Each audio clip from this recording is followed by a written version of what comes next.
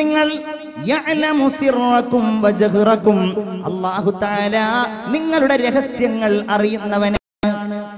ഞാൻ ഒറ്റക്കേ ഉള്ളൂ, ഞാനേ കാണുന്നുള്ളൂ, എന്റെ മൊബൈലല്ലേ, ആരും അറിയുന്നില്ലല്ലോ.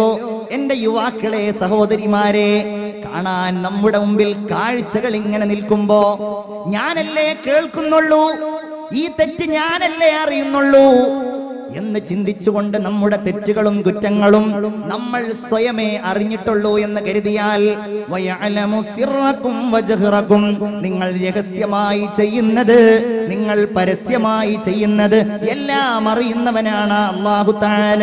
അവൻ പറയട്ടെ, വയഅലമു മാ തക്സിബൂൻ, എല്ലാം അവന്റെ അധീശാധിപത്യത്തിലാണ്. എല്ലാം, ഓരോ നക്ഷത്രത്തിലും ഗോളത്തിലും ഗ്രഹത്തിലും ഉപഗ്രഹത്തിലും ഗാലക്സിയിലും ഭ്രമണപഥങ്ങളിലുമൊക്കെ അല്ലാഹുവല്ലേ നിയന്ത്രിക്കുന്നത്, അല്ലാഹു തന്നെ. ഇത് ചിന്തിക്കുക എന്നുള്ളതാണ് നമ്മുടെയൊക്കെ വിജയം. അല്ലാഹു തആല അത് ചിന്തിക്കാൻ നമുക്ക് തൗഫീഖ് നൽകുമാറാകട്ടെ. ഇത് ചിന്തിക്കാതിരിക്കുക എന്നതാകട്ടെ അൽ ഗഫ്ല, അതാണ് അശ്രദ്ധ എന്ന് പറയുന്നത്. അതാണ് അൽ ഗഫ്ല, അശ്രദ്ധ. അശ്രദ്ധ ഉണ്ടാകുന്നത് എപ്പോഴാ? എനിക്കിത് ആവശ്യമില്ലാത്ത ഒരു കാര്യമാണ് എന്ന് തോന്നുമ്പോഴാണ് അൽ ഗഫ്ല ഉണ്ടാകുന്നത്. അശ്രദ്ധ, ശ്രദ്ധിക്കാതിരിക്കുക എന്നതിന്റെ അർത്ഥം. കേൾക്കുമ്പോ, കാണുമ്പോ, ചിന്തിക്കുമ്പോ അതിനൊന്നുമല്ല എന്റെ സമയം ചെലവഴിക്കേണ്ടത് എന്ന ഏറ്റവും വലിയ, ഏറ്റവും മലീമസമായ ജീവിതാനുഭവം അതാണ് അൽ ഗഫ്ല. പിടിക്കപ്പെടും മുഅ്മിനെ. എന്റെ സഹോദരിമാരെ, ജീവിതം നമുക്കിന്ന് ഓരോ സുഖങ്ങളാണ്, സന്തോഷങ്ങളാണ്, വിരുന്നുപോക്കുകളാണ്, ഭക്ഷണം കഴിക്കലുകളാണ്. എല്ലാവരും ആഹ്ലാദത്തിന്റെ ലോകത്താണെങ്കിൽ നിങ്ങൾ ചിന്തിക്കണേ, അല്ലാഹുവിന്റെ റസൂൽ സ്വല്ലല്ലാഹു അലൈഹി വസല്ലമ തങ്ങൾ പറഞ്ഞു, അൽ ഗഫ്ലതു തസീദുൽ ഹസ്റ, നിങ്ങൾ ദുഃഖിക്കേണ്ടി വരും നിങ്ങൾ അശ്രദ്ധരായാൽ. അല്ലേ?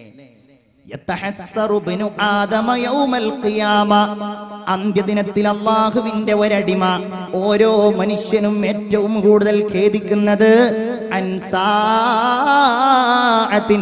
ലം യദ്കുരില്ലാഹ ഫീഹാ, അല്ലാഹുവിനെ ഓർത്താത്ത ഓരോ നിമിഷത്തെക്കുറിച്ചും ഓരോ മനുഷ്യനും ഖേദിക്കുമെന്ന് ആദരവായ മുഹമ്മദ് മുസ്തഫ സല്ലല്ലാഹു അലൈഹി വസല്ലം. ആർക്ക് രക്ഷപ്പെടാൻ കഴിയും? ആർക്ക്? മഹാനായ ഒരു സ്വാലിഹായ മനുഷ്യന് ഇമാം ഗസാലി റളിയല്ലാഹു അൻഹു പറയുകയാണ്, മരണപ്പെട്ടു പോയതിനു ശേഷം ബഹുമാനപ്പെട്ട ഒരു സ്വാലിഹായ മനുഷ്യനെ തന്റെ ശിഷ്യന്മാര് സ്വപ്നത്തിൽ കാണുകയാണ്. ഉസ്താദിനോട് ചോദിച്ചു, ഉസ്താദേ, അയ്യുൽ ഹസ്രത്തി അഅ്ളമു ഇൻദകും, നിങ്ങൾക്ക് ഏറ്റവും വലിയ ദുഃഖമായി തോന്നിയത് എന്താ ഉസ്താദേ? ഉസ്താദ് പറഞ്ഞ മറുപടി, ഹസ്രത്തുൽ ഗഫ്ല, അശ്രദ്ധയാണ് കേട്ടോ. ലോകകപ്പ് നടക്കുകയാണ്, പവിത്രമായ മാസത്തിൽ. പഠിത്തം അവസാനിക്കും തോന്നുന്നുണ്ടല്ലോ. എന്നാ അവസാനിക്കുന്നത്? പഠിത്തം അവസാനിക്കും 13ഓ 14ഓ അല്ലേ?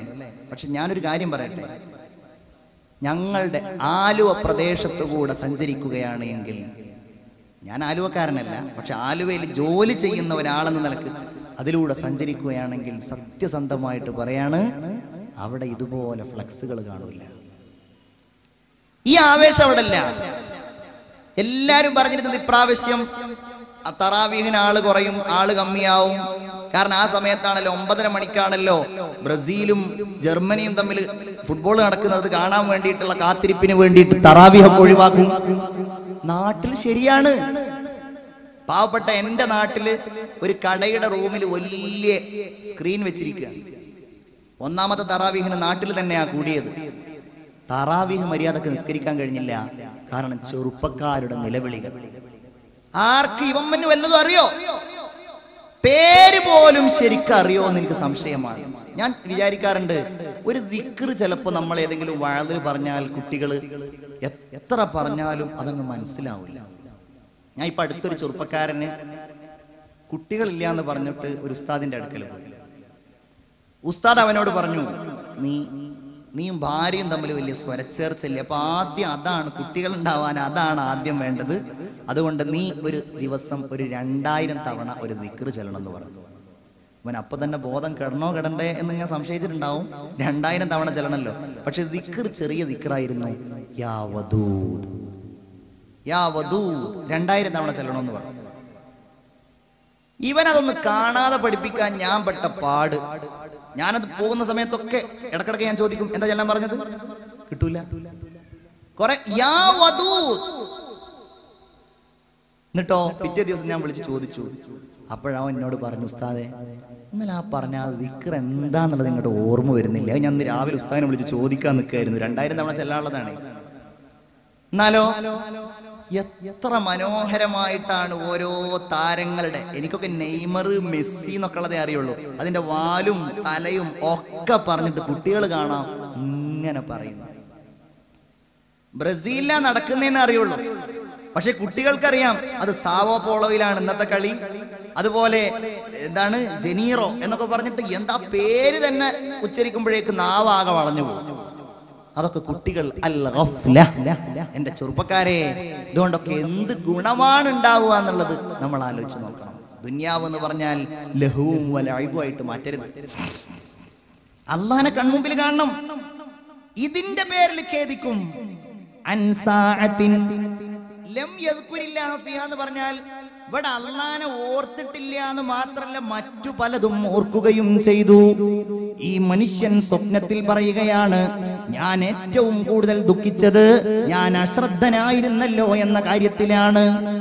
തന്റെ സന്താനത്തോട് ആ ഉസ്താദ് പറഞ്ഞതായി ഇമാം ഗസാലി രേഖപ്പെടുത്തുന്നു. യാ വലദീ, എന്റെ മോനെ, ദുനിയാവിൽ നമ്മൾ അശ്രദ്ധരായി ജീവിച്ചുവല്ലോ. അതുകൊണ്ട് തന്നെ മരിച്ചപ്പോഴും നമ്മൾ അശ്രദ്ധരായിരുന്നു. മരിക്കുന്ന സമയത്ത് ചൊല്ലാൻ കഴിയേണ്ട ദിക്റാണ് എന്ത്? ലാ ഇലാഹ ഇല്ലല്ലാഹ്. ഒന്ന് ചൊല്ലൂ. അഷ്ഹദു അല്ലാ ഇലാഹ ഇല്ലല്ലാഹ് അസ്തഗ്ഫിറുല്ലാഹ് അസ്അലുകൽ ജന്നത വ അഊദു ബിക മിനൻ നാർ. മക്തൂബുൻ അലാ സാഖിൽ അർശ്. അർശിന്റെ തൂണുകളിൽ രേഖപ്പെടുത്തിയിട്ടുണ്ട്. അന മുതീഉൻ മൻ അതാഅനി. ആരാണ് എന്നെ വഴിപ്പെട്ടവർ, ഞാൻ അവർക്ക് വഴിപ്പെടുന്നവനാണ്. ചിന്തിക്കു മുഅ്മിനേ, ആരാണോ എനിക്ക് വഴിപ്പെട്ടവർ, എനിക്ക് വഴിപ്പെട്ടാൽ അന മുതീഉ, ഞാൻ അവർക്ക് വഴിപ്പെടുന്നവനാണ്. അള്ളാന്റെ കാരുണ്യം, അല്ലാഹു തആലയുടെ തീരുമാനം അങ്ങനെ. ഇങ്ങോട്ട് വരികയാണോ, ഇങ്ങോട്ട് നടന്നു വരികയാണോ, ഇങ്ങോട്ട് ഓടിപ്പോവാണ്, ഓടി ചൊല്ലുകയാണ്. അല്ലാഹു തആല വീണ്ടും എഴുതി വെച്ചിരിക്കുന്നത് വമുഹിബ്ബു മൻ അഹബ്ബനി, എന്നെ ഇഷ്ടപ്പെടുന്നവരെ ഞാനും ഇഷ്ടപ്പെടുന്നവരാണ്. വമുജീബു മൻ ദആനി, എന്നെ വിളിക്കുന്നവർക്ക് ഞാൻ ഉത്തരം നൽകുന്നവനാണ്. വഗാഫിറു ലിമൻ ഇസ്തഗ്ഫറ ലീ, എന്നോട് പൊറുക്കലിനെ ചോദിക്കുന്നവർക്ക് ഞാൻ പൊറുത്തു കൊടുക്കുന്നവനുമാണെന്ന് അള്ളാഹു പറഞ്ഞതായി ആദരവായ മുഹമ്മദ് മുസ്തഫ. അതെപ്പോ നമ്മളൊക്കെ ആഗ്രഹിക്കുന്നു, പടച്ചോനെ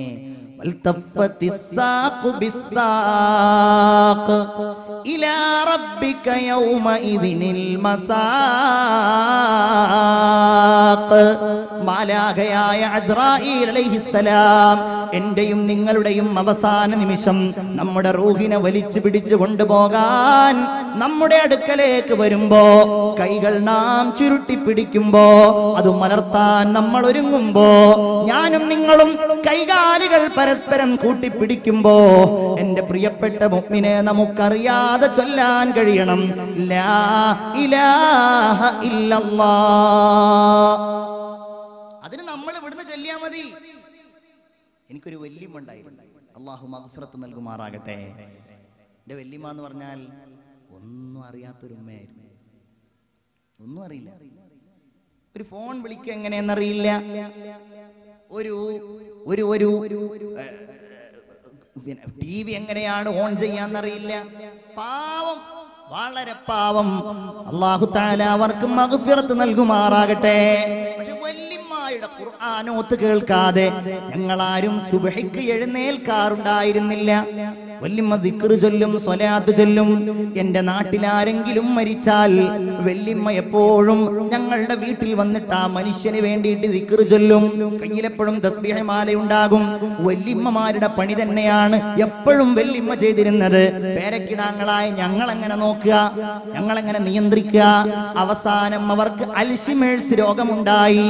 ഇപ്പോഴും ചികിത്സ കണ്ടെത്താത്ത രോഗമാണല്ലോ അൽഷിമേഴ്സ് രോഗം.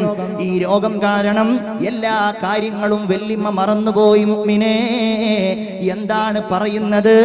ആരെയാണ് വിളിക്കുന്നത്? അവസാനത്തിന്റെ രോഗത്തിന്റെ അവസാന ഘട്ടത്തിൽ ഭക്ഷണം വായിലേക്ക് വെച്ചാൽ അത് ഇറക്കേണ്ടത് എങ്ങനെയാണ് എന്ന് പോലും വല്യമ്മ മറന്നുപോയി. സത്യസന്ധമായിട്ട് ഞാൻ പറയുകയാണ്. പക്ഷേ മരിക്കുന്നത് വരെ എന്റെ ഉമ്മ മറക്കാതിരുന്ന ഒരു സംഗതി ലാ ഇലാഹ ഇല്ലല്ലാഹ് 3 തവണ ചൊല്ലിയിട്ടാണ് വല്യമ്മ മരിച്ചു പോയത്. അതിന്റെ കാരണം മറ്റൊന്നുമല്ല മുഅ്മിനേ, എപ്പോഴും ലാ ഇലാഹ ഇല്ലല്ലാഹ്, എപ്പോഴും അവിടുത്തെ ചുണ്ടിൽ ലാ ഇലാഹ ഇല്ലല്ലാഹ്. അതുകൊണ്ട് അങ്ങനെ മരിക്കാൻ കഴിഞ്ഞു. അങ്ങനെ മരിക്കുമ്പോഴല്ലേ പുഞ്ചിരി വരുന്നത്, സന്തോഷം. മലക്കുകൾ പറയുന്നത് അബ്ശിറു ബിൽ ജന്നത്തില്ലതി കുന്തും തുഅദൂൻ. അല്ലേ, അങ്ങനെയുള്ളവർക്ക് മരിക്കുന്നതാണ് ലാ ഇലാഹ ഇല്ലല്ലാഹയുടെ വക്താക്കൾ. അത് പറഞ്ഞുകൊണ്ട് ഞാൻ നിനക്ക് പറഞ്ഞു തരട്ടെയോ? ഇഖ്ബാൽ ചോദിക്കുകയാണ് തന്റെ സഹോദരനോട്. നിശാനെ മറദെ മുഅ്മിൻ ബാതൂ ഗോയം. ഇഖ്ബാൽ മരിക്കുന്ന സമയത്ത് ഇഖ്ബാലിനോട് ചോദിക്കുകയാണ്, നിങ്ങൾ മരിക്കുകയാണല്ലോ, എന്താണ് നിങ്ങൾക്ക് ഞാൻ ചെയ്തു തരേണ്ടത്? ഒന്നും തരണ്ട, ഞാൻ മുസ്ലിമല്ലേ, മുസ്ലിം മരണത്തെ പേടിക്കുന്നവനല്ലല്ലോ എന്ന് പറഞ്ഞിട്ട് ഇഖ്ബാൽ പറഞ്ഞു, നിശാനെ മറദെ മുഅ്മിൻ ബാതൂ ഗോയം ചൂ മറകെ ആമദ് തബസ്സും ബർലബവേസ്. മരിക്കുന്ന സമയത്ത് പുഞ്ചിരിച്ച് മരിക്കാൻ കഴിയാ. അല്ലാഹു തൗഫീഖ് നൽകുമാറാകട്ടെ. മരിക്കുന്ന സമയത്ത് അത് പറയണമെങ്കിൽ ജീവിതം ആ ലാ ഇലാഹ ഇല്ലല്ലാഹയിൽ നമ്മൾ ഉപയോഗപ്പെടുത്തണം. അല്ലാഹ് ഇല്ലല്ലാഹ് എന്ന് പറയുന്നുണ്ടല്ലോ, ലാ ഇലാഹ ഇല്ലല്ലാഹ്. അല്ലാഹ് ആ വാക്ക് അൽ ഇലാഹ് എന്നതാണ്. അല്ലാഹ് എല്ലാ ഭാഷയിലും അൽ ഇലാഹ് അല്ലാഹ്. അതാണ് അല്ലാഹ് എന്നുള്ളതിനെ ട്രാൻസ്ലേറ്റ് ചെയ്താൽ ഗോഡ് എന്ന് കിട്ടൂല. അല്ലാഹ് എന്ന് ട്രാൻസ്ലേറ്റ് ചെയ്താൽ, അല്ലാഹ് എന്ന് ട്രാൻസ്ലേറ്റ് ചെയ്താൽ അല്ലാഹ് തന്നെയാണ് എല്ലാ ഭാഷയിലും. ആദം നബി വിളിച്ചത് അല്ലാഹ്, മൂസാ നബി വിളിച്ചത് അല്ലാഹ്, ഈസാ നബി വിളിച്ചത് അല്ലാഹ്, എല്ലാവരും വിളിച്ചത് അല്ലാഹ്. എല്ലാ ഭാഷയിലും അതിനൊരു ട്രാൻസ്ലേഷൻ ഇല്ല. ദൈവം എന്നുള്ളതൊന്നും അതിന്റെ ട്രാൻസ്ലേഷനോ അതിന്റെ പരിഭാഷയോ അല്ല. അല്ലാഹ്ക്ക് അല്ലാഹ് അൽ ഇലാഹ്. തഫ്സീറുകളിൽ കാണാം എങ്ങനെയാണ് അൽ ഇലാഹ് എന്നത് ആരാധിക്കുന്ന ആൾക്കുള്ള നാമമായത്. പണ്ഡിതന്മാര് പറയുന്നു അത് അലിഹയിൽ നിന്നുണ്ടായതാണ്, അത് വലഹയിൽ നിന്നുണ്ടായതാണ്. ആരാധിച്ചു, അത്ഭുതപ്പെട്ടു. എല്ലാ പദങ്ങളും അതിന്റെ അർത്ഥമുണ്ട്. അത്ഭുതപ്പെട്ടു, അത്ഭുതപ്പെടുകയില്ലേ? പ്രപഞ്ചം കാണുമ്പോ, സൂര്യനെ കാണുമ്പോ, ചന്ദ്രനെ കാണുമ്പോ, മനുഷ്യ നീ നിന്നിലേക്ക് നോക്കുമ്പോ നിനക്കറിയാൻ കഴിയില്ലേ അല്ലാഹ്? അതാണ് ആ അല്ലാഹു തആല ചെയ്തു തന്നത്. ഇല്ലല്ലാഹ് എന്ന് പറയുമ്പോ വൽ അർള വലഅഹാ ലിൽ അനാം ആയത്ത് മാത്രം. ഫീഹാ ഫാകിഹത്തുൻ വന്നഖ്ലു ദാത്തുൽ അക്മാം. ആരുണ്ടാക്കി ഇതൊക്കെ? ഭൂമി അത് മനുഷ്യർക്ക് വേണ്ടി സംവിധാനിച്ചു. 1000 ഉണ്ണിക്കനികൾക്കു തൊട്ടിലും താരാട്ടുമായി നീ ഉണർന്നിരിക്കുന്നതും 1000 കാവുകളിലൂഞ്ഞാലിടുന്നതും ആലിലത്തുമ്പത്തിരുന്നു തുള്ളുന്നതും 5 ഇതൾ പൂക്കളായി കയ്യാട്ടി നിൽപ്പതും 1000 പുഴകളുടെ ഓളങ്ങളായെന്റെ ആത്മഹർഷങ്ങൾക്കു താളം പിടിപ്പതും. അല്ല എന്തൊക്കെ ചെയ്തു ഭൂമിയിൽ അല്ലേ? പുഴകൾ, സമുദ്രങ്ങൾ, പർവ്വതങ്ങൾ ഒക്കെ അതൊക്കെ ആരുണ്ടാക്കി? മനുഷ്യ നീ ഉണ്ടാക്കിയതാണോ? അതല്ലെങ്കിൽ വേറെ ആരെങ്കിലും ഉണ്ടാക്കിയതാണോ? അല്ല. വൽ അർള വളഅഹാ ലിൽ അനാം, അതിലെന്തൊക്കെയുണ്ട്? ഫിഹാ ഫാകിഹ, അതിൽ പഴങ്ങൾ. പഴം എന്ന് പറഞ്ഞാൽ വെറും നമ്മളിങ്ങനെ തൊലിച്ചു നിന്ന പഴമല്ല, എന്തൊക്കെ പഴങ്ങൾ. ഇനി വാഴപ്പഴം മാത്രം എടുത്ത് നോക്കിയാൽ, ഞാൻ ഇപ്പം അങ്ങോട്ട് വരുന്ന സമയത്ത് വലിയ ഒരു കുന്ന് മുഴുവൻ വാഴയാണ്. അപ്പം നിങ്ങളോട് ഞാൻ ഈ മുമ്പിലിരിക്കുന്ന ആളുകളോടൊക്കെ ഓരോരുത്തരോട് ഓരോ ഐറ്റം പഴം പറയാൻ പറഞ്ഞാൽ നമ്മളൊക്കെ ഇങ്ങനെ പറയും അല്ലേ? ആരും പറയില്ല എന്നാണ് നിങ്ങളൊക്കെ ഇരുത്തം കണ്ടിട്ട് തോന്നുന്നത്. പറയില്ലേ? മൈസൂർ പഴത്തെ കുറിച്ച് പറയും, നേന്ത്രപ്പഴത്തെ കുറിച്ച് പറയും, കുന്നം വാഴക്ക എന്ന് പറഞ്ഞിട്ട് വേറൊരു പഴമുണ്ട് ഞാൻ കണ്ട അവിടെ. ഇങ്ങനെ പല പഴങ്ങളും ഓരോ. ഫിഹാ ഫാകിഹത്തും വന്നഖ്ലു ദാതുൽ അക്മാം, കൂമ്പാളകളോടുകൂടെ മനോഹരമായ ഈത്തപ്പഴങ്ങൾ.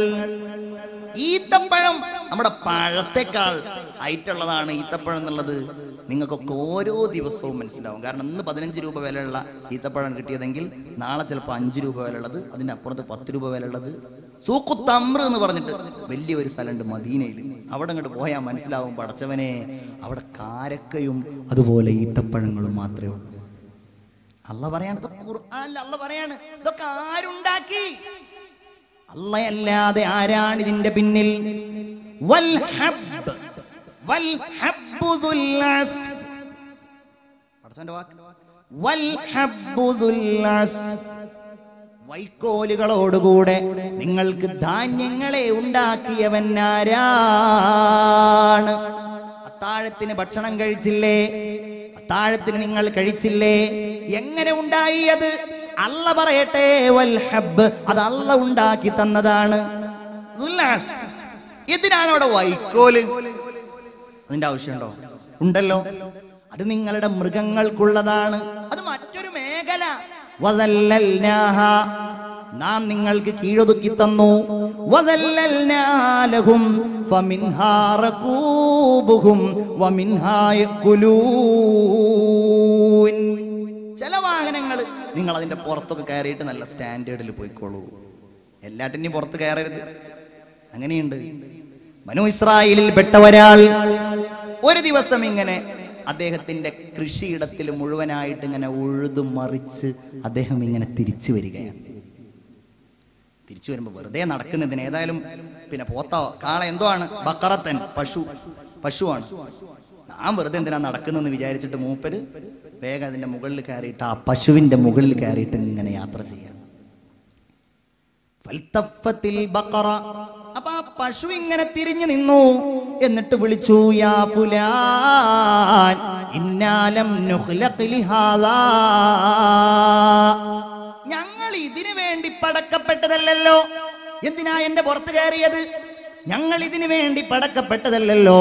അതിനു വേണ്ടി വേറെ പല മൃഗങ്ങളും ഉണ്ടല്ലോ. ഈ മനുഷ്യൻ അത്ഭുതപ്പെട്ടു. ഈ മനുഷ്യൻ അതിന്റെ പുറത്ത് നിന്നിറങ്ങി എന്ന് പറഞ്ഞ റസൂലുള്ള ഈ കഥ ഇങ്ങനെ പറയുമ്പോ സദസ്സിൽ ഇരുന്നിരുന്ന ചില ആളുകൾ ചിരിച്ചു.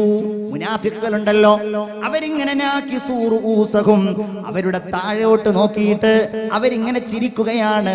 അവര് പറയുന്നത്, ബഖറത്തുൻ തതകല്ലം, സംസാരിക്കുന്ന പശുവോ, ഇത് എന്തൊരു വിഡ്ഢിത്തം. പശു സംസാരിക്കും, എന്ത് പൊട്ടത്തരമാണ് ഈ പറയുന്നത്? റസൂലുള്ള ഈ കാഴ്ച കണ്ടു. അവരോട് പറഞ്ഞു, അനുയായികളെ, നിങ്ങൾ ചിരിക്കേണ്ടതില്ല, നിങ്ങൾ അവിശ്വസിക്കേണ്ടതില്ല. അത് നൽകിയവന്റെ തീരുമാനമാണത്. ഹാദാ വഹയുൻ നസല ബിഹി ജിബ്രീൽ, എന്റെ അടുക്കലേക്ക് ജിബ്രീൽ അലൈഹിസ്സലാം ഇപ്പോൾ കൊണ്ടുവന്ന വഹയാണിത്. എനിക്കത് ഉറപ്പാണ് ഉണ്ടായിട്ടുണ്ട്. പശു സംസാരിച്ചിട്ടുണ്ട്. ആമന്തു ബിഹി അന വ അബൂബക്കർ വ ഉമർ. ഞാനതിൽ വിശ്വസിച്ചിട്ടുണ്ട്. അബൂബക്കറും വിശ്വസിച്ചിട്ടുണ്ട്, ഉമറും വിശ്വസിച്ചിട്ടുണ്ട്. അവർ രണ്ടുപേരും അവിടെ ഉണ്ടായിരുന്നില്ല. ഞാൻ സാന്ദർഭികമായിട്ട് പറഞ്ഞതാണ്. അല്ലാഹു തആല മൃഗങ്ങളെ നമുക്ക് നൽകി. അല്ലാഹു പറയുന്നു. അല്ലാഹ് ആരാ? ഒന്നുകൂടെ കേട്ടോളൂ. ഖുൽ മൻ യർസുഖുകും മിനസ് സമാഇ വൽ അർള് അമ്മൻ യംലികുസ് സമഅ വൽ അബ്സാർ വമൻ യുദബ്ബിറുൽ അംർ. അല്ലാഹ് വേറൊരിടത്ത് പറയാം. ചിന്തിക്കണം, ഇത് വല്ലാത്ത അല്ലാഹു നമുക്ക് ചെയ്തു തന്ന അനുഗ്രഹം. പടച്ച റബ്ബേ, അവന്റെ മുമ്പിൽ മാത്രമാണ് റഹ്മാനെ, അല്ലേ? അല്ലാഹു തആല ആ ഈമാൻ നമുക്ക് വർദ്ധിപ്പിച്ചു തരുമാറാകട്ടെ. ഞാൻ ഈ പറയുന്നത് നിങ്ങൾ കേൾക്കുന്നുണ്ടോ? ഉണ്ടോ? എല്ലാവരും തല കൊണ്ടൊന്ന് ആട്ടുകയെങ്കിലും ചെയ്യൂ. കേൾക്കുന്നുണ്ടോ? കാണുന്നുണ്ടോ എന്നെ? ഉണ്ടെങ്കിൽ അത്ഭുതമാണല്ല പറയുന്നത്.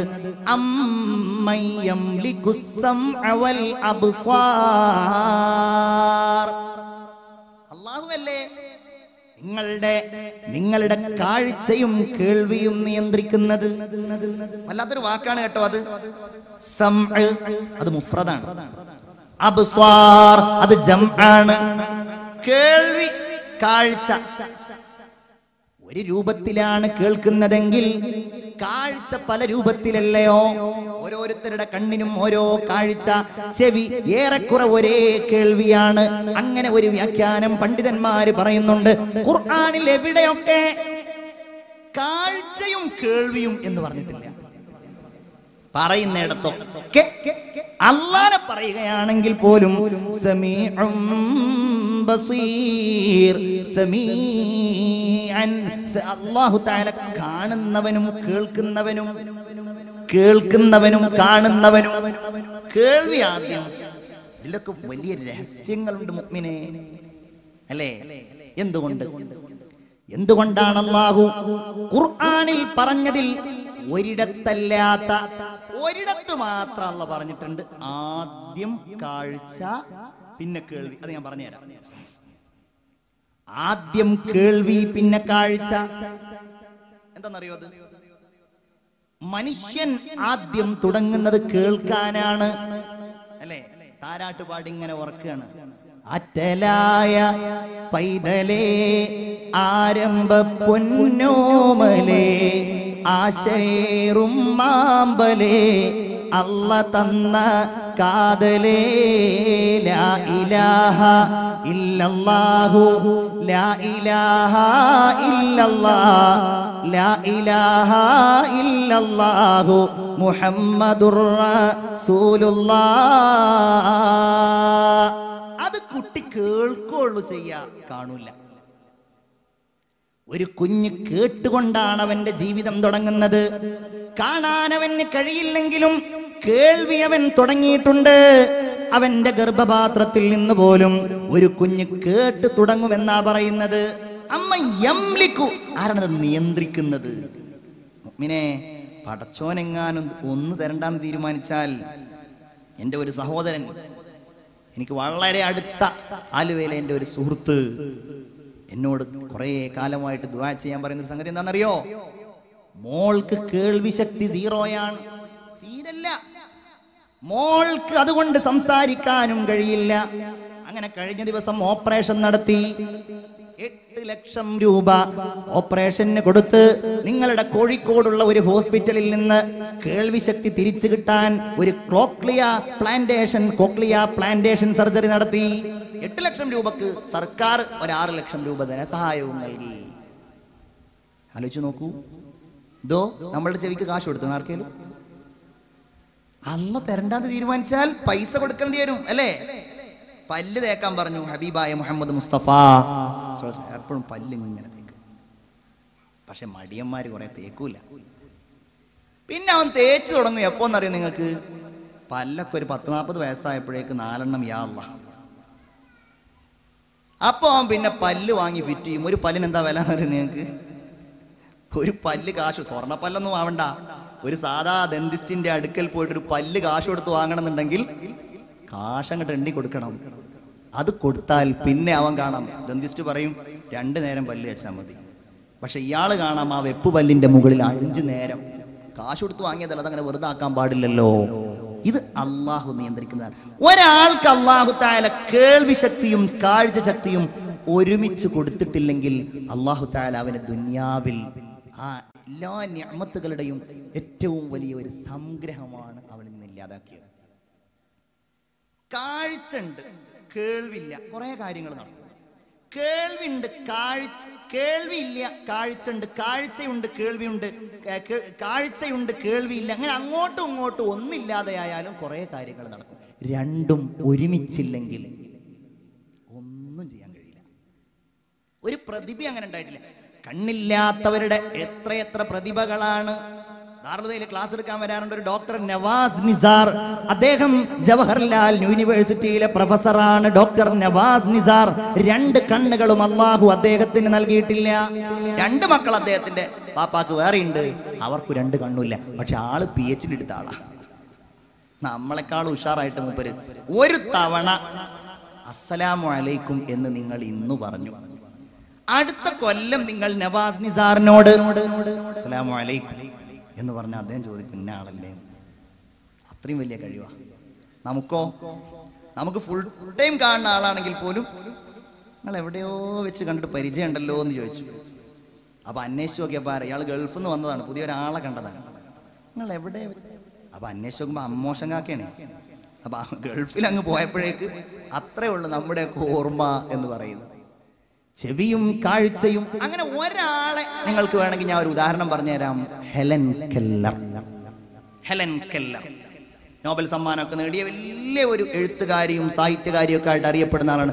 അവരെ കുറിച്ച് ബാലരമ ഡൈജസ്റ്റ് വന്നിരുന്നു. ചെവി ഉണ്ടായിരുന്നില്ല, അവർക്ക് കാഴ്ചയുണ്ടായിരുന്നില്ല, കേൾവി ഉണ്ടായിരുന്നില്ല. പക്ഷെ ഇല്ല കേട്ടോ, അങ്ങനെ ഹെലൻ കെല്ലറിന് വലുതാവാൻ കഴിഞ്ഞിട്ടുണ്ടെങ്കിൽ അവരുടെ 12ാമത്തെ വയസ്സിലാണ് അവർക്ക് നഷ്ടപ്പെട്ടത് എന്നാണ് ആ കഥയിൽ കാണുന്നത്. അതുവരെ അവർ കണ്ടിട്ടുണ്ട്, അതുവരെ അവർ കേട്ടിട്ടുണ്ട്. മരുന്ന് മാറി കഴിച്ചതിന്റെ പേരിലാണ് അവർക്കത് ആ അസുഖം സംഭവിച്ചത് എന്നാണ് അവരെ കുറിച്ചുള്ള ചരിത്രത്തിൽ വായിക്കാൻ കഴിയുന്നത്. ഏതായാലും ഞാൻ പറഞ്ഞത് എന്റെ മുഅ്മിനേ, ഇത് അല്ലാഹു നമുക്ക് നൽകുന്നതാണ്. അമ്മയ്യം ലികുസ്സംഅ വൽ അബ്സ്വാർ. അപ്പൊ ഞാൻ പറഞ്ഞു, ആദ്യം കേൾവി പിന്നെ കാഴ്ചയാണ് എല്ലായിടത്തും പറയുന്നത്. ഒരിടത്തൊഴികെ എന്ന് ഞാൻ പറഞ്ഞു. അത് എവിടെയാണ്? ആഖിറത്തിലെത്തുമ്പോ. അവിടെ അല്ലാഹു പറയുന്നത് നിങ്ങൾ കുറെ അല്ലേ, അവിടെ പറയുന്നത് വലൗ തറാ ഇദിൽ മുജ്രിമൂന നാകിസൂ റൂസിഹിം ഇൻദ റബ്ബിഹിം. കണ്ടില്ലേ, അല്ലാഹുവിന്റെ മുമ്പിൽ ഇങ്ങനെ തലയും താഴ്ത്തി നിൽക്കുകയാണ്. അവിടുന്ന് പറയുകയാണ് റബ്ബനാ അബ്സ്വർനാ വസ്മിഅനാ റബ്ബനാ അബ്സ്വർനാ. പടച്ചോനെ, നീ ഞങ്ങൾ പറഞ്ഞതെല്ലാം കണ്ടുട്ടോ. വസ്മിഅനാ, പടച്ചോൻ ഇതൊക്കെ കേൾക്കും ചെയ്തു കേട്ടോ. കാരണം അവിടെ കാഴ്ചയാ കൂടുതലുള്ളത്. കേൾവിയേക്കാൾ കാഴ്ചയാണ്, എല്ലാം കാണുകയാണ്. അതുകൊണ്ട് ഫർജിഅനാ നഅമൽ സ്വാലിഹൻ ഇന്നാ മൂഖിനൂൻ. ഇനി അല്ലാഹുവിന്റെ നിയന്ത്രണം, ആ നിയന്ത്രണത്തിന്റെ വൈപുല്യത്തെ കുറിച്ചുള്ള ഒരായത്ത്. വഇൻദഹു മഫാത്തിഹുൽ ഗൈബ്. നല്ല രസമുള്ള ഒരു വചനമാണ്. ലാ യഅലമുഹാ ഇല്ലാഹു വയഅലമു മാ ഫിൽ ബർരി വൽ ബഹർ വമാ തസ്ഖുതു മിൻ വറഖത്തിൻ ഇല്ലാ യഅലമുഹാ വലാ ഹബ്ബത്തിൻ ഫീ ളുലുമാതിൽ അർള് വലാ റത്ബിൻ വലാ യാബിസ് ഇല്ലാ ഫീ കിതാബിൻ മുബീൻ. ചിന്തിക്കണേ, അല്ലാഹു പറയുകയാണ് അല്ലാഹുവിന്റെ അടുക്കലാണ് അദൃശ്യജ്ഞാനങ്ങളുടെ താക്കോലുകൾ. നല്ല നല്ല വിശദീകരണങ്ങൾ വ്യാഖ്യാതാക്കൾ പറഞ്ഞ ഒരു ആയത്താണിത്. അല്ലാഹുവിനല്ലാതെ അതറിയുകയില്ല. വയഅലമു മാ ഫിൽ ബർരി വൽ ബഹർ. ബഹുമാനപ്പെട്ട ഇമാം അബൂ ഹയ്യാൻ എന്ന മുഫസ്സിർ തന്റെ അൽ ബഹ്റുൽ മുഹീത്തിൽ പറയുകയാണ്, ഈ കാര്യങ്ങളുടെ ക്രമസൗകുമാര്യം നിങ്ങളൊന്ന് ചിന്തിച്ചു നോക്കൂ. ഈ കാര്യങ്ങളുടെ ക്രമം എത്ര മനോഹരമായിട്ടാണല്ലോ പറഞ്ഞിരിക്കുന്നത്. ഒന്ന്, നിങ്ങൾക്ക് ആർക്കും കാണാൻ കഴിയാത്ത കുറെ കാര്യങ്ങളുണ്ട്. മഫാത്തിഹുൽ ഗൈബ്, നിങ്ങൾ എത്ര അന്വേഷിച്ചാലും നിങ്ങൾ കാണാൻ കഴിയില്ല. ലാ യഅലമുഹാ ഇല്ലാ ഹു. ഇനി നിങ്ങൾക്ക് കാണാൻ കഴിയുന്ന അതേതാണ്? വയഅലമു മാ ഫിൽ ബർരി വൽ ബഹർ, കടലിലുള്ളത് കരയിലുള്ളത് അല്ലാഹുവിനറിയാം. നിങ്ങൾക്ക് കാണാൻ കഴിയും, പക്ഷേ നിങ്ങൾക്കതറിയില്ല. ആഴിയുടെ അടിത്തട്ടിലൂടെ അരിച്ചരിച്ച് നീങ്ങുന്ന മത്സ്യങ്ങളെ നിങ്ങൾ കണ്ടിട്ടില്ലല്ലോ. അല്ലാഹുവിനതറിയാം. മുത്തെവിടെയാ, പവിഴം എവിടെയാ, ആഴമെത്രയാ, അല്ലാഹുവിനറിയാം. മാ ഫിൽ ബർരി വൽ ബഹർ. പിന്നെയോ വമാ തസ്ഖുതു മിൻ വറഖത്തിൻ ഇല്ലാ യഅലമുഹാ വലാ ഹബ്ബത്തിൻ ഫീ ദുലുമാത്തിൽ അർള്. ഒരു ഇല കൊഴിഞ്ഞു വീഴുന്നത്, ഒരു ധാന്യം മുളക്കുന്നത്, എല്ലാം അല്ലാഹു തആല അറിയുന്നുണ്ട്, അല്ലേ? അദ്ദേഹം പറയാണ്, രണ്ട് ചെറിയ കാര്യങ്ങൾ, ഇല മുകളിൽ നിന്ന്, വിത്ത് താഴെ നിന്ന്, എല്ലാം അല്ലാഹുക്കറിയാം. وما تسقط من ورقة إلا يعلمها ولا حبة في ظلمات الأرض ولا رطب ولا يابس إلا في كتاب مبين. എല്ലാം അല്ലാഹുവിനറിയാം. ഇനി വളരെ ചിന്തിക്കണേ, എത്ര ചെറുതാണെങ്കിലും, വലിയ കാര്യങ്ങൾ എന്നുള്ളതല്ല, ചെറിയ നിസാരമായ സംഗതികളെ നിയന്ത്രിക്കുന്നവനാണ് അല്ലാഹു എന്ന്. അല്ലാഹു അതിന്റെ ഏറ്റവും ഇന്നത്തെ ശാസ്ത്രത്തെ പോലും എന്നും തലകുനിക്കുന്ന രീതിയിൽ ഖുർആൻ പറഞ്ഞ 3 ആയത്തുകൾ നിങ്ങളെ ഞാൻ ഓതി കേൾപ്പിക്കുകയാണ്. ഒന്ന്, സൂറത്തുൽ ലുഖ്മാനിന്റെ 13-ാമത്തെ ആയത്ത്, 16-ാമത്തെ ആയത്ത്. അല്ലാഹു തആല ഖുർആനിനോട് അടുക്കാനും ലാ ഇലാഹ ഇല്ലല്ലാഹ് ഹൃദയത്തിന്റെ ഉള്ളിൽ ചേർക്കാനും നമുക്ക് തൗഫീഖ് നൽകട്ടെ. സൂറത്തുൽ ലുഖ്മാനിന്റെ 16-ാമത്തെ ആയത്ത്. ഒന്ന്, അല്ലാഹു തആല പറയാണ്, മോനെ, നീ ചെയ്യുന്ന കാര്യം ഏറ്റവും നിസാരമായ ഒരു കടുക് മണിയുടെ അത്രയാണെങ്കിൽ അത് അല്ലാഹു തആല അറിയുകയും നാളെ അല്ലാഹു തആല ആ കടുക് മണിയുടെ അത്ര പോന്നത് കൊണ്ടുവരികയും ചെയ്യും. യാ ബുനയ്യ ഇന്നഹാ ഇൻ തകു മിസ്ഖാല ഹബ്ബത്തിൻ മിൻ خردل فتكن في صخرة أو في السماوات أو في الأرض يأت بها الله إن الله لطيف خبير. മനസ്സിലായില്ലേ? അപ്പൊ ഏറ്റവും ചെറുത് വെള്ളം പറഞ്ഞത് ഏതാ? ഒരു കടുകിന്റെ മണി. മിസ്കാലു ഹബ്ബത്തിൻ മിൻ ഖർദൽ, ഒരു കടുകിന്റെ മണി. ഇനി നോക്കണേ, ഇനി അടുത്തത് അല്ലാഹ് പറയുന്നത്, അടുത്ത ആയത്തിൽ അല്ലാഹ് പറയുന്നത്, വേറെ ഒരായത്തിൽ അല്ലാഹ് പറയുന്നത് ഏറ്റവും ചെറിയത് ആറ്റമാണ് എന്നുള്ളതാണ്. ഏറ്റവും ചെറിയത് ആറ്റം, ജുസ്ഉൻ ലാ യതജസ്സ എന്നാണല്ലോ അതിന് പറയാറുള്ളത്. ആറ്റം ഇങ്ങനെയാ പറയുന്നത്, വമാ യഅ്സുബു അൻ റബ്ബിക മിൻ മിസ്ഖാലി ദർറത്തിൻ ഫിൽ അർള്, ആകാശത്തുള്ള ഭൂമിയിലുള്ള ഒന്നും, വലാ ഫിസ്സമാ, അല്ലാഹു തആലയുടെ മേലിൽ ഒരിക്കലും ഒരണുമണിയും അവ്യക്തമാവുകയില്ല, മറഞ്ഞിരിക്കുകയില്ല. നിസാരമായൊരു സംഗതി, മിസ്കാലി ദർറത്തിൻ ഫിൽ അർളി വലാ ഫിസ്സമാ. അപ്പൊ ഏതൊരു വസ്തുവിന്റെയും ഏറ്റവും ചെറിയ ഭാഗം ആറ്റം, അത് അല്ലാഹുവിനെ സംബന്ധിച്ചിടത്തോളം മറഞ്ഞിരിക്കുകയില്ല. ഇനി ബാക്കി കേട്ടോളൂ, വലാ അസ്ഗറ മിൻ ദാലിക്, അതിനേക്കാൾ ചെറിയ ഒന്ന്, അതിനേക്കാൾ ചെറിയ ഒന്ന് ആറ്റത്തെ വിഭജിക്കുവാൻ കഴിയുമെന്ന് കണ്ടെത്തിയ ശാസ്ത്രജ്ഞൻ ഏണസ്റ്റ് റദർഫോർഡ് എന്ന ശാസ്ത്രജ്ഞനാണ്. ആറ്റത്തിലുള്ള അത്ഭുതങ്ങൾ, അതിൽ പ്രോട്ടോൺ ഉണ്ട്, അതിൽ ന്യൂട്രോൺ ഉണ്ട്, അതിൽ ഇലക്ട്രോൺ ഉണ്ട്, അതിൽ ന്യൂക്ലിയസ് എന്ന് പറയുന്ന ഒരു കേന്ദ്രമുണ്ട്. ഒരു സഞ്ചാരപഥത്തിലൂടെ ഒരൊറ്റ ആറ്റത്തിൽ, അവൻ മൈക്രോസ്കോപ്പ് കൊണ്ട് മാത്രം കാണാൻ കഴിയുന്ന ആറ്റത്തില് ഇതിങ്ങനെ സഞ്ചരിച്ചു കൊണ്ടിരിക്കുകയാണെന്നാണ് പറയുന്നത്.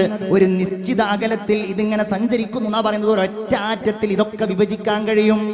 ശാസ്ത്രം എന്നാണ് പറയുന്നതെങ്കിൽ വലാ അസ്ഗറ മിൻ ദാലിക്, വലാ അക്ബർ ഇല്ലാ ഫീ കിതാബിൻ മുബീൻ. എല്ലാം അല്ലാഹുവിന്റെ അടുക്കലുണ്ട്. എവിടെ മറഞ്ഞിരിക്കാൻ കഴിയും? ആരുടെ മുമ്പിലാ നമുക്ക് മറഞ്ഞിരിക്കാൻ കഴിയാ? എൻ്റെ മുഅ്മിനേ, ചെയ്യുന്നത് മുഴുവൻ കാണുന്നുണ്ട്, നല്ലത് കാണുന്നുണ്ട്. നല്ലത് ചെയ്യുമ്പം മനസ്സിൽ വേറെ ഒന്നാണെങ്കിൽ അതും കാണുന്നുണ്ട്. മുഅ്മിനെ, നമ്മെ നയിക്കേണ്ടതാ പ്രതീക്ഷയാണ്. എൻ്റെ റബ്ബുണ്ടല്ലോ, യഅലമു ഖായിനത്തൽ അഅയുനി വമാ തുഖ്ഫിസ് സുദൂർ.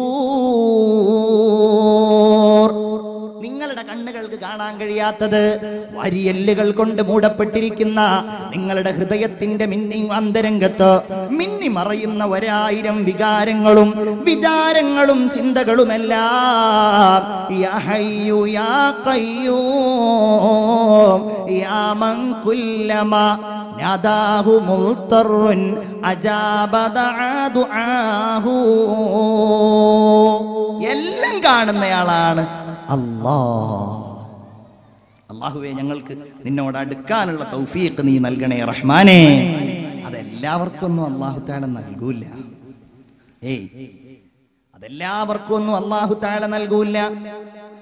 വളരെ ശ്രദ്ധേയമായ ഖുർആനിൽ ഒരു ഉപമ ലാ ഇലാഹ ഇല്ലല്ലാഹയെ പറ്റി പറഞ്ഞത് നിങ്ങൾ ശ്രദ്ധിക്കണേ. ഒരു ഷഹാദത്ത് ചൊല്ലിയാൽ നമുക്ക് ആ അറിവ് ഒന്നുകൂടെ നന്നായിട്ട് മനസ്സിലങ്ങ് പതിയും ഇൻഷാ അല്ലാഹ്.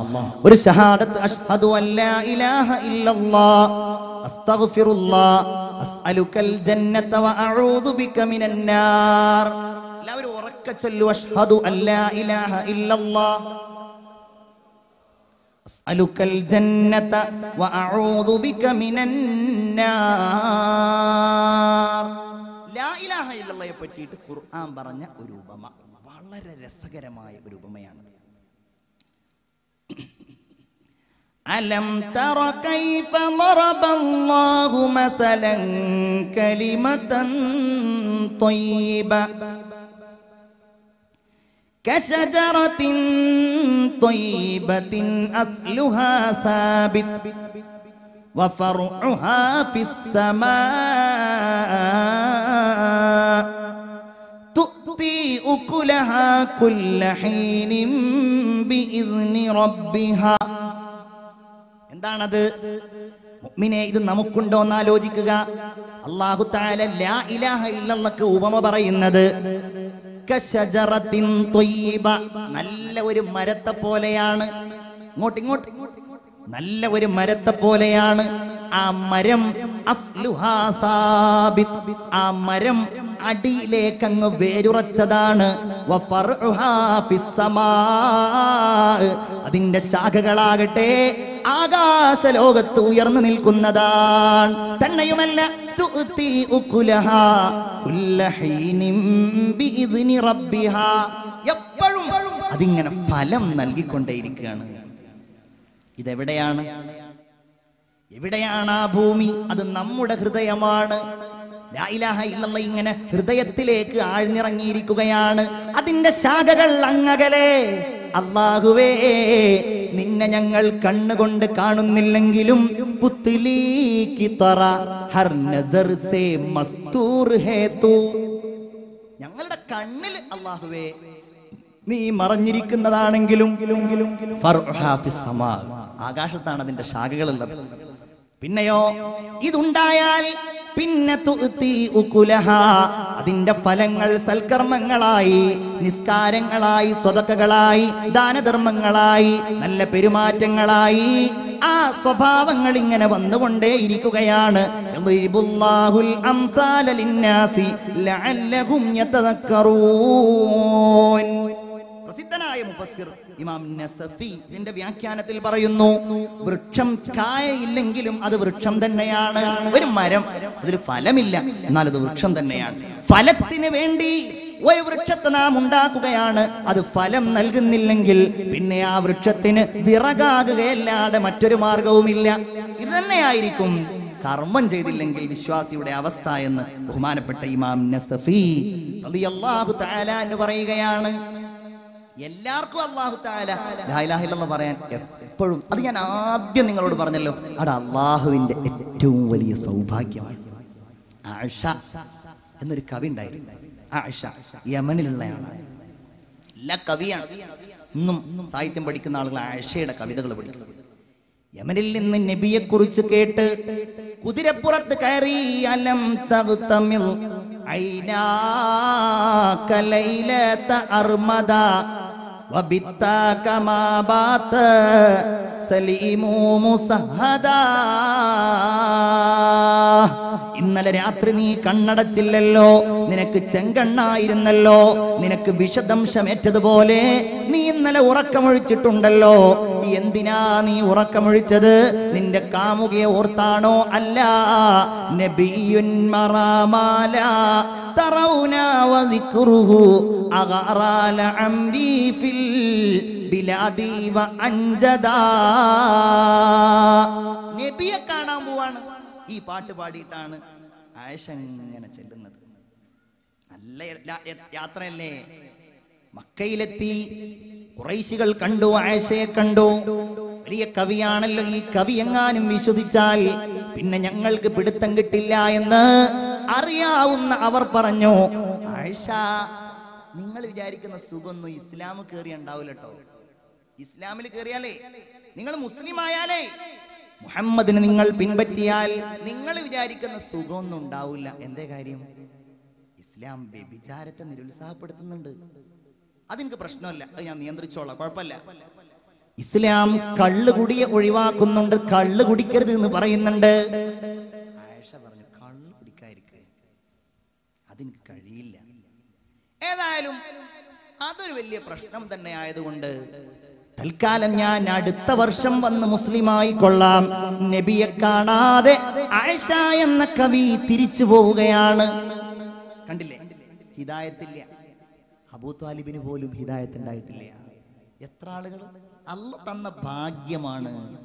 നബിയോട് കൂടെ നിന്ന അബൂ താലിബിനേക്കാൾ വലിയ ഭാഗ്യം കിട്ടിയവരെ നമ്മളാണ് ഈ ഇരിക്കുന്നത്.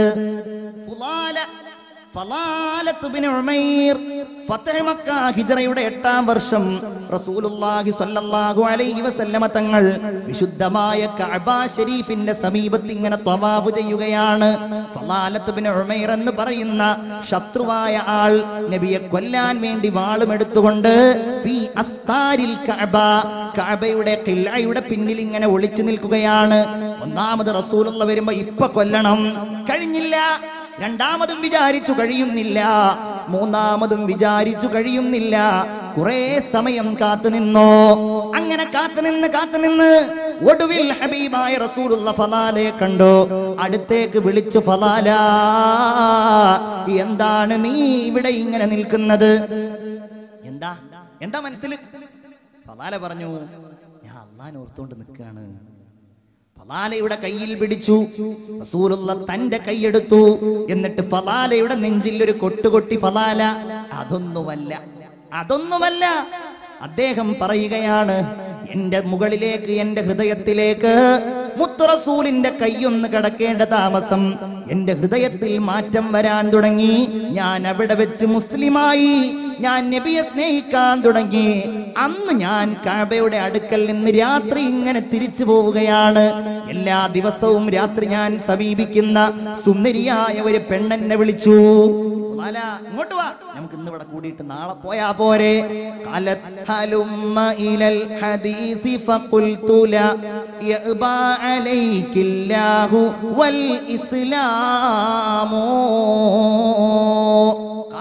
അവളെന്നെ വിളിച്ചു, ഹലുമ്മ ഇലൽ ഹദീസ്, നമുക്ക് ഇവിടെ ഇരുന്ന് സംസാരിച്ചാലോ? ഫഖുൽതു ലാ, ഞാൻ പറഞ്ഞു അത് വേണ്ട. യഅബാ അലൈകില്ലാഹു വൽ ഇസ്ലാമു, ഇസ്ലാം എന്നെ അതിൽ നിന്ന് തടയുന്നുണ്ടല്ലോ, അതുകൊണ്ട് തൽക്കാലം ഞാൻ അതിനില്ല എന്ന് ബഹുമാനപ്പെട്ട ഫളാല റളിയല്ലാഹു തആല അൻഹു പറയാൻ തുടങ്ങി. പ്രിയപ്പെട്ട സുഹൃത്തുക്കളെ, സഹോദരന്മാരെ, ഇതാണ് അല്ലാഹുവിന്റെ ഹബീബ് അഷ്റഫുൽ ഖൽഖ് മുഹമ്മദ് മുസ്തഫ സല്ലല്ലാഹു അലൈഹി വസല്ലമ തങ്ങളോടുകൂടെ ലാ ഇലാഹ ഇല്ലല്ലാഹ് എന്ന് പറഞ്ഞ ആളുകൾ. ചിന്തിച്ചു നോക്കൂ നിങ്ങൾ, നമുക്ക് അവസാനിപ്പിക്കാൻ സമയമായി. ലാ ഇലാഹ ഇല്ലല്ലാഹ് ലോകത്ത് വലിയ വിപ്ലവങ്ങൾ ഉണ്ടാക്കിയില്ല, വലിയ വിപ്ലവങ്ങൾ. എന്തൊക്കെ വിപ്ലവങ്ങൾ! അതാണ്. അവർക്ക് സമ്പത്തൊന്നും ഉണ്ടായിരുന്നില്ല, നമുക്കതുണ്ട്.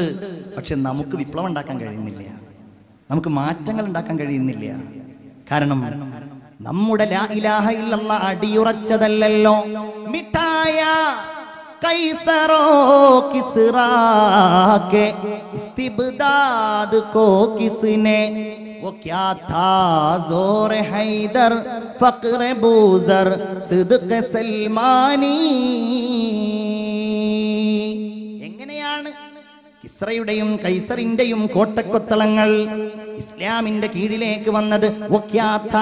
അതെന്തായിരുന്നു? ഫഖ്റ ബൂസർ, അബൂദറിന്റെ ദാരിദ്ര്യമായിരുന്നു. സുദ്ഖ സൽമാനി, സൽമാനിന്റെ സത്യസന്ധതയായിരുന്നു. അലി റളിയല്ലാഹു തആല അൻഹുവിന്റെ ആത്മധൈര്യമായിരുന്നു. എവിടെയും ചെല്ലാൻ ഒരു പേടിയില്ല. അവരുടെ കയ്യിലുള്ള ആയുധം ലാ ഇലാഹ ഇല്ലല്ലാഹ്. ഒരായുധം അവരുടെ കയ്യിൽ വേറെ ഉണ്ടായിരുന്നില്ല. പേർഷ്യയുടെ നായകനായിരുന്ന റുസ്തും എന്ന് പറയുന്ന സേനാനായകൻ അദ്ദേഹത്തിന്റെ അടുക്കലേക്ക് ഇസ്ലാമുമായിട്ട് കടന്നു ചെല്ലുകയാണ്. അടുക്കൽ ചെന്നിട്ട് പറഞ്ഞു, ഇന്നാലം നഅ്തികും ലിത്വലബിദ് ദുനിയാ. ഞങ്ങൾ നിങ്ങളുടെ അടുക്കൽ വന്നത്, നിങ്ങൾ രാജാക്കന്മാരാണല്ലോ, നിങ്ങളുടെ അടുക്കൽ നിന്ന് ദുനിയാവൊന്നും കിട്ടാനല്ല. നിങ്ങളുടെ അടുക്കലേക്ക് ഞങ്ങൾ വന്നത് ദുനിയാവ് കിട്ടാനൊന്നുമല്ല. ഞങ്ങളുടെ ലക്ഷ്യം ഇന്നമാ ത്വലബതുനാ വഹിമ്മതുനാ അൽ ആഖിറ. ഇവിടെ ഞങ്ങൾക്കൊന്നുമില്ല. ചിന്തിക്കണം നിങ്ങൾ, ലാ ഇലാഹ ഇല്ലല്ലാഹ് വരുത്തിയ മാറ്റാണ്. ഉമർ റളിയല്ലാഹു അൻഹുവിന്റെ കാലത്ത് റളിയല്ലാഹു അൻഹു ശാമ കീഴടക്കി. വലിയ രാജ്യമാണ്. അബൂ ഉബൈദ റളിയല്ലാഹു അൻഹു അവിടുത്തെ ഗവർണർ. അദ്ദേഹം ഇങ്ങനെ വരികയാണ് ഒരു ദിവസം ഷാമിൽ ഇസ്ലാം പ്രഖ്യാപിക്കാൻ വേണ്ടിയിട്ട്. വരുന്ന സമയത്ത് ഉമർ റളിയല്ലാഹു അൻഹു വരുന്നത് കഴുതയുടെ പുറത്താണ്. തന്റെ കാലിലുണ്ടായിരുന്ന ഖുഫ എടുത്തുകൊണ്ട് അദ്ദേഹം തോളിലിട്ടിട്ടുണ്ടായിരുന്നു. കീറിപ്പറിഞ്ഞ വസ്ത്രങ്ങളാണ്. അബൂ ഉബൈദ കുറച്ചപ്പുറത്തേക്ക് അങ്ങ് ഓടിച്ചെന്നിട്ട് ഇതൊക്കെ നമുക്ക് പറയാനേ ഉള്ളൂ കേട്ടോ, കഴിയാ. അല്ലാഹു തആല ഇതൊക്കെ പറയുന്നത് കൊണ്ട് നമുക്ക് നന്മ നൽകുമാറാകട്ടെ. ഇതൊക്കെ പറയാം, അതല്ലാതെ നമുക്ക് ആർക്കെങ്കിലും അങ്ങനെ വസ്ത്രം ധരിക്കാൻ കഴിയോ? ദുനിയാവ് ഒഴിവാക്കാൻ കഴിയോ? ഇല്ല. ഉമറുൽ ഫാറൂഖ് റളിയല്ലാഹു തആല അൻഹുവിന്റെ അടുക്കൽ പോയി അബൂ ഉബൈദ പറയുകയാണ്, ഇന്നൽ ഖൗമ ഖദ് ഇസ്തശ്റഫക. ആളുകൾ നിങ്ങൾ വലിയ ഒരാളായിട്ടാണ് നിങ്ങളെ കണക്കാക്കിയിട്ടുള്ളത്. അതുകൊണ്ട് നിങ്ങൾ ആ വസ്ത്രമൊക്കെ ഒന്ന് ഉഷാറാക്കിയാൽ. ഉമർ തന്നെ പറഞ്ഞു, അത് വേണ്ട അബൂ ഉബൈദ,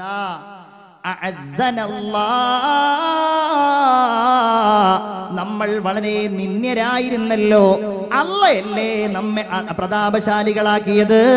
ഇനി അള്ളയല്ലാത്തവർക്ക് വേണ്ടി നമ്മൾ പ്രതാപശാലികളാവുകയാണെങ്കിൽ അള്ളാഹു നമ്മളെ നിന്ദ്യരാക്കും.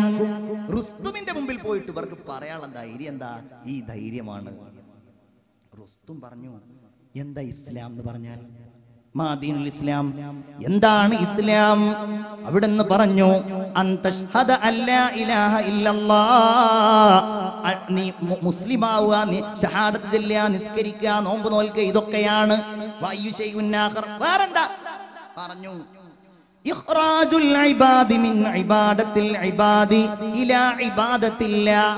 ഞങ്ങളുടെ ലക്ഷ്യം അതാണ്. മനുഷ്യരെ അല്ലെങ്കിൽ അവരുണ്ടാക്കിയ ആളുകളെ ആരാധിച്ചിട്ട് ഞങ്ങൾ എന്ത് ചെയ്യണം? അള്ളാഹുവിനെ ആരാധിക്കുന്നതിലേക്ക് ജനങ്ങൾ ക്ഷണിക്കുക. ഇന്ന് ഇബാദത്തുൽ ഇബാദാണ്, അടിമകളെ ആരാധിക്കലാണ്. അതിൽ നിന്ന് രക്ഷപ്പെടുത്തണം. ഇലാ ഇബാദത്തില്ലാഹ്. വന്നാസു ബനു ആദം വഹവ്വാ ഇഖ്വത്തുൽ ലിഅബിൻ വഉമ്മിൻ. ലോകത്തുള്ള ജനങ്ങൾ മുഴുവൻ ആദമിന്റെയും ഹവ്വായുടെയും സന്താനങ്ങളാണ്. ഒരു മാതാവിന്റെയും ഒരു പിതാവിന്റെയും മക്കളാണ്. റുസ്തും പറഞ്ഞു, മാ അഹ്സനഹ, ഇത് എന്തൊരു നല്ല വർത്തമാനം. കൂടെയുള്ളവരോട് പറഞ്ഞു, അതുകൊണ്ട് നമുക്ക് ഇതോട് വിശ്വസിച്ചാലോ? അവര് പറഞ്ഞു, ഏയ് അതൊന്നും വേണ്ട, ഇതൊരു വിഡ്ഢിത്തമാണ്, ആരും സമ്മതിച്ചില്ല. റുസ്തുമിന്റെ അടുക്കലേക്ക് സൈന്യാധിപൻ അബൂ ഉബൈദ റളിയല്ലാഹു അൻഹു റിബ്ഈ ഇബ്നു ആമിറിനെ പറഞ്ഞയച്ചു. റുസ്തും വലിയ പരവതാനിയിൽ കൊട്ടാരത്തിൽ സിംഹാസനത്തിൽ ആസനസ്ഥനായിരിക്കുകയാണ്. റിബ്ഈ ഇബ്നു ആമിർ തന്റെ കുതിരയുടെ പുറത്ത് ചരിത്രം വളരെ രോമാഞ്ചജനകമായ ഈ സംഭവം പറയുന്നു. റുസ്തുമിനെ തീരെ വകവെക്കാതെ തന്റെ കുതിരപ്പുറത്ത് തന്റെ വാളും എടുത്തുകൊണ്ടാണ് അബൂ ഉബൈദ റളിയല്ലാഹു തആല അൻഹു കടന്നു ചെല്ലുന്നത്. റിബഈ ഇബ്നു ആമിർ റളിയല്ലാഹു അൻഹു ചെല്ലുന്നത് ആയുധം പിടിച്ച്. ഒരു പ്രസംഗമാണ്. ഞങ്ങൾ ആരാണ് എന്നറിയില്ലേ? വഖദ് ബഅസനല്ലാഹു നയശാ ലിനുഖ്രിജ മൻ യശാഉ മിൻ ഇബാദി മിൻ ദീഖിദ് ദുനിയാ ഇലാ സഅതിഹാ. ദുനിയാവിന്റെ ഈ കുടുസിൽ നിന്ന് അതിന്റെ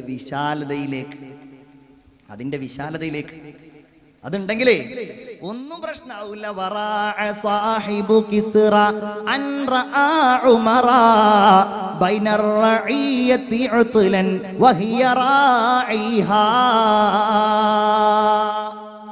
വലിയ ആള് വന്നിരിക്കുകയാണ്, പേർഷ്യക്കാരുടെ നേതാവ്. ഉമർ റളിയല്ലാഹു അൻഹു എവിടെ കിടക്കുന്നത്? മദീനയുടെ പള്ളിയുടെ മുമ്പിൽ ഇങ്ങനെ മരത്തിന്റെ ചുവട്ടിൽ, ഈത്തപ്പനയുടെ ചുവട്ടിൽ. മണൽ തന്നെയാണ് തലയിണ.